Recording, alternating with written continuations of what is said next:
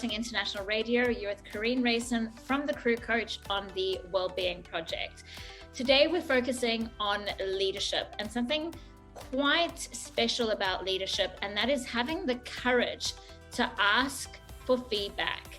And I would say also receive feedback. So I have Ed with us today. Ed is a graduate of the Crew Coach Advanced Leadership Course, and he has kindly offered to share his learnings and experience around asking for feedback. So welcome, Ed. Thank you. Thanks very much. Ed, can you tell us a little bit about, before we begin, a little bit about you and how long you've been working in the industry for? Sure. My name's Edward. I'm from Scotland. I've been in yachting since 2009. It's predominantly been service focused, and I'm currently at the level where I'm head of service. Fantastic. Great. And why did you decide to do this course? So for me, I think it was just to get a better understanding of myself. I think I come across as a good leader, but there's always room for improvement, and just doing this course, it's really opened up my eyes to really self-reflect and look at managing in different ways, for sure. Beautiful.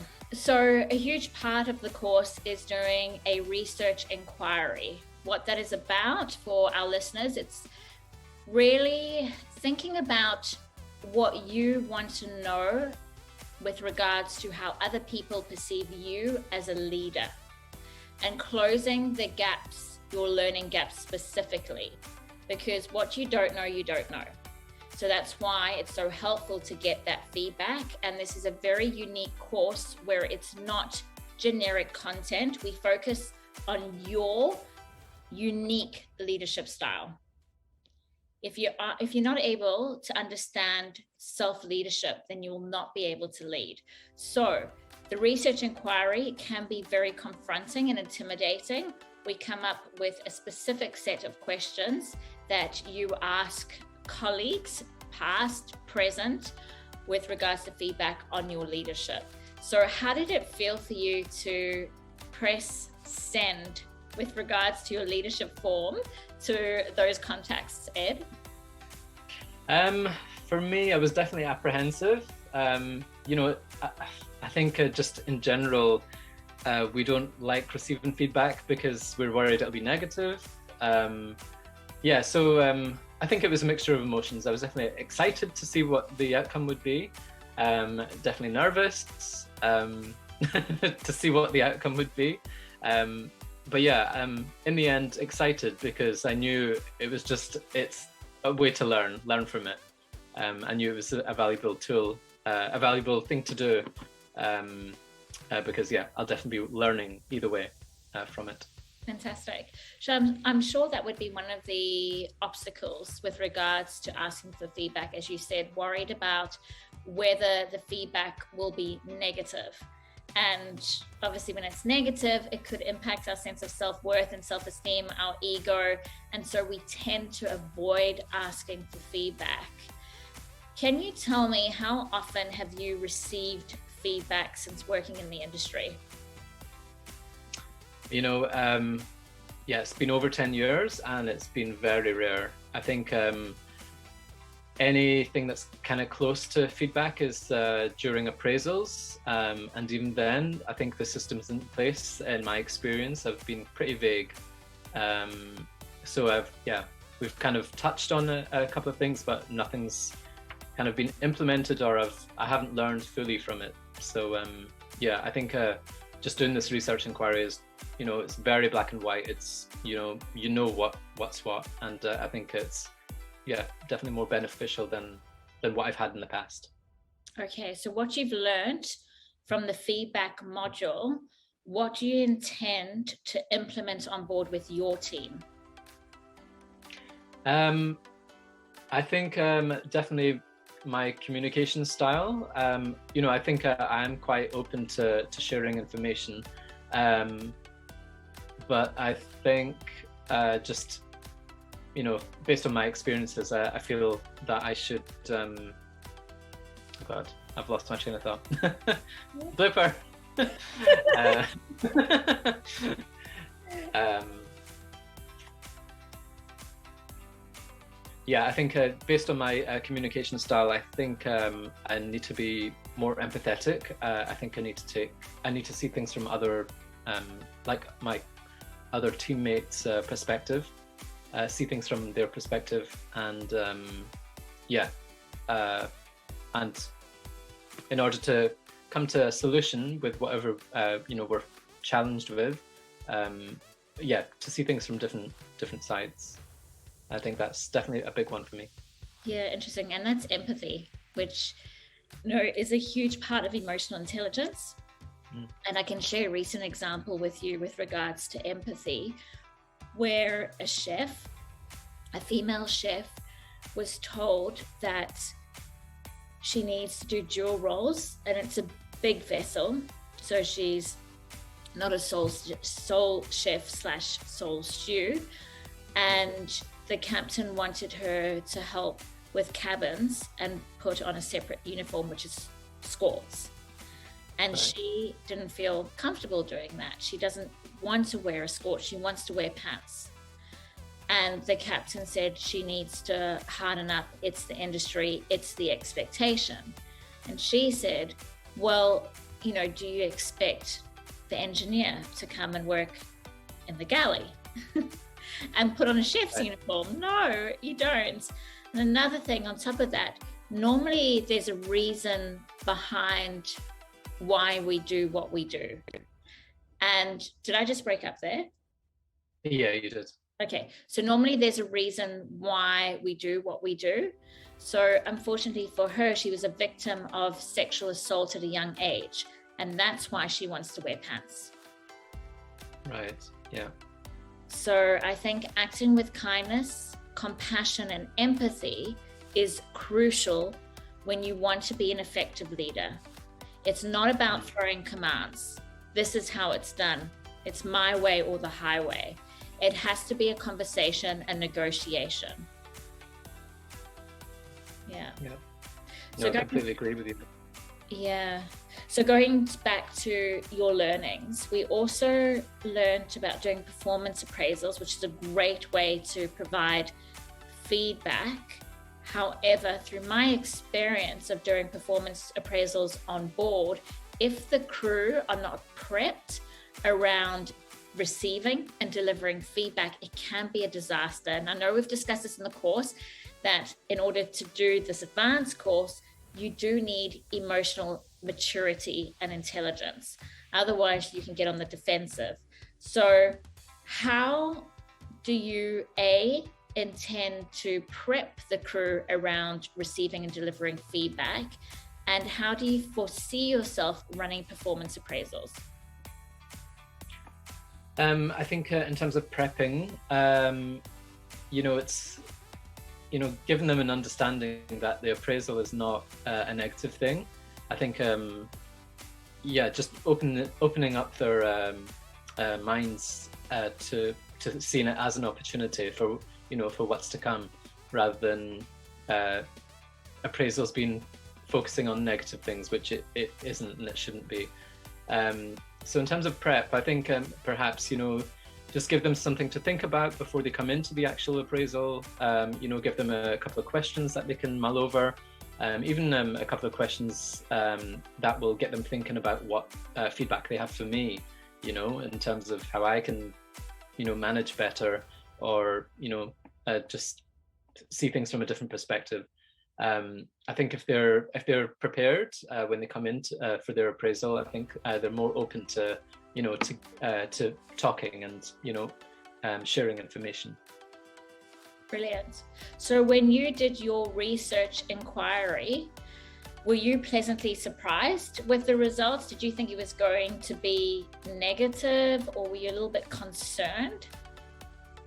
Yeah, I think I was definitely surprised at one thing, because just embedded in me, I don't feel like I come across as a confident manager. Yeah, so I think one of my questions when I one question in my feedback form, which I was apprehensive about, was about me being an assertive yet calm communicator, because I don't see myself as a very confident person. It's just like the self-beliefs that I've had.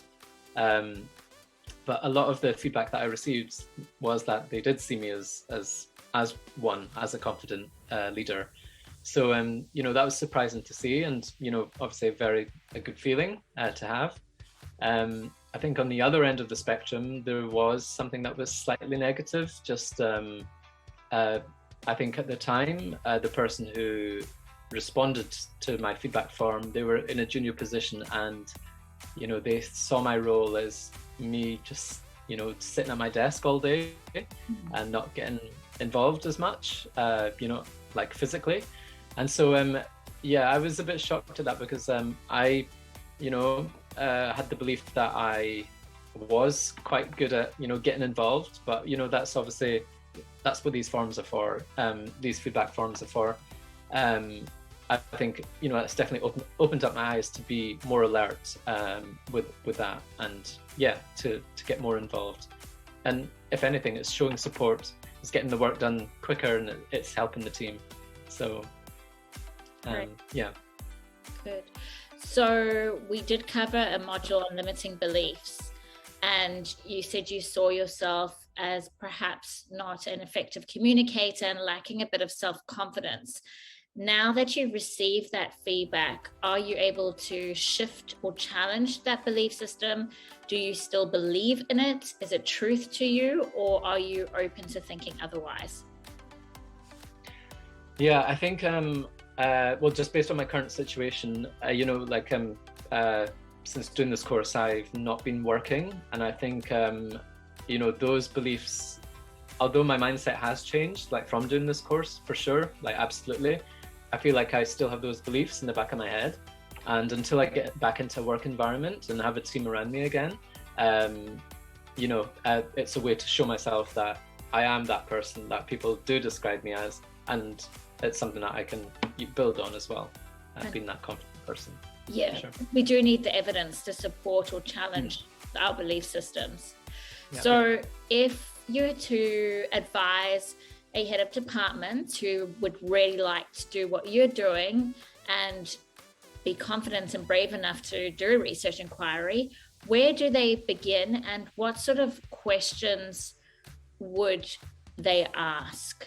If you're happy to share some of the questions you asked to give them a bit of inspiration, that would be wonderful. So basically, with regards to that feedback form, I think a good place to start is, just think about the experiences that you've had,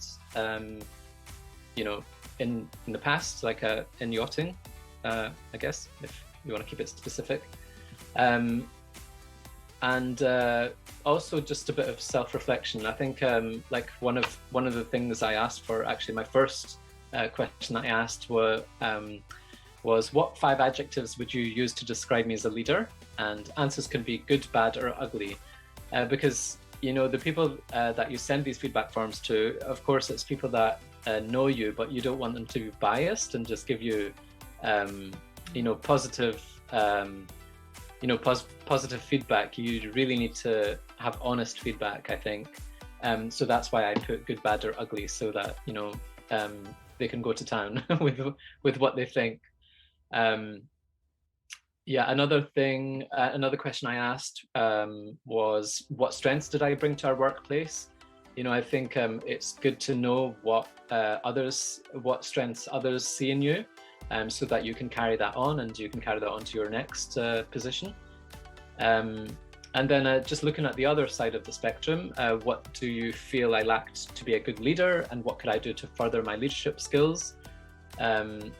So it's things that you might not even think about. You might think, you're the best leader in the world. So to hear feedback, which will be, honest feedback on the other side of the scale, I think it's good to learn from that as well.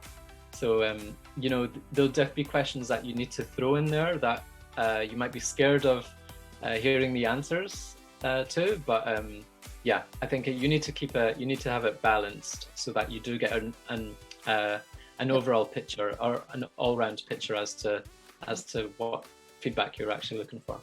Absolutely. Thank you for those pointers. Now I'm curious to know, when you join your next vessel, will you be asking for feedback from your superior, and what sort of questions do you think you'd be asking them? Yeah, I think no, I definitely will for sure. I think I think this next job, I'm sure I'll be in probation for the first couple of months or whatever, and so in that time, without being too in their face, I'm not going to ask them every day like what they think of me. But I think questions that I will be asking are things like, am I a good fit? Am I a good fit for the team? Is there something that you'd like me to improve on? Is there something else? Can I be doing something differently?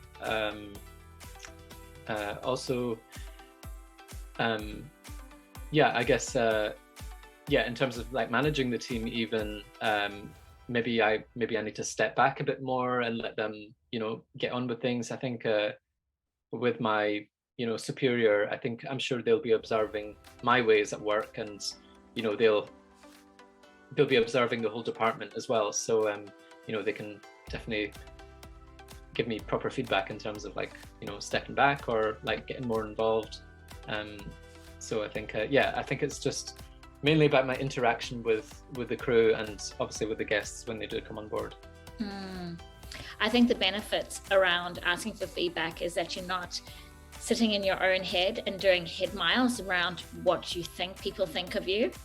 Like, you just get that clarity when you have the confidence to go straight up to them and ask. Yeah, for sure. Yeah, absolutely. And it just saves any kind of turmoil or build up to something that shouldn't happen. So it's good to just knock these things in the head, definitely. Fantastic. Ed, thank you so much for your time and sharing your wisdom with us. Lovely to hear all your learnings in action, and inspiring us to do the same, to have the confidence to ask for feedback, because it's clearly worth it.